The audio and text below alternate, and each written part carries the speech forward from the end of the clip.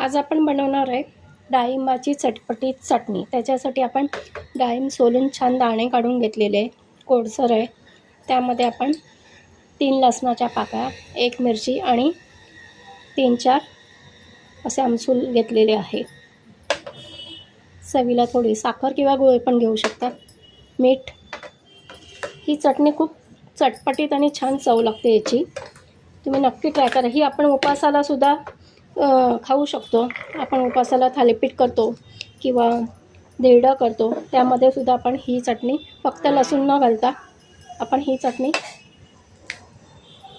चव सुंदर असते याची, उपासालाही त्याचा वापर करू शकतो।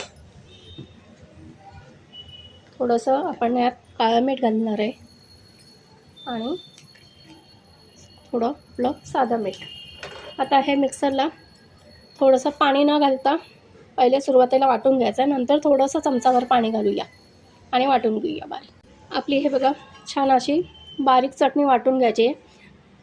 ऑलरेडी डाळिंबाला पाणी असतं, त्यामुळे पाणी नाही घालायचं, त्याला पाणी सुटतं। थोडंसं अगदी 1 चमचा नंतर पाणी घालून वाटून घ्या। आता त्याला आपण छान खमंग फोडणी घालूया।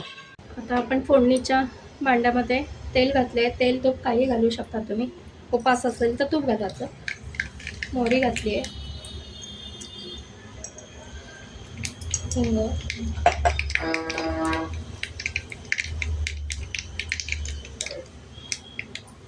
जिरं, कढीपत्ता आणि आता खमंग फोडणी। आपली आंबट गोड छान चवीची डाळिंबाची चटणी तयार आहे। तुम्ही पण नक्की ट्राय करा, खूप सुंदर टेस्ट लागते। नक्की ट्राय करा। रेसिपी आवडल्यास लाईक, शेअर आणि सबस्क्राईब करा। धन्यवाद।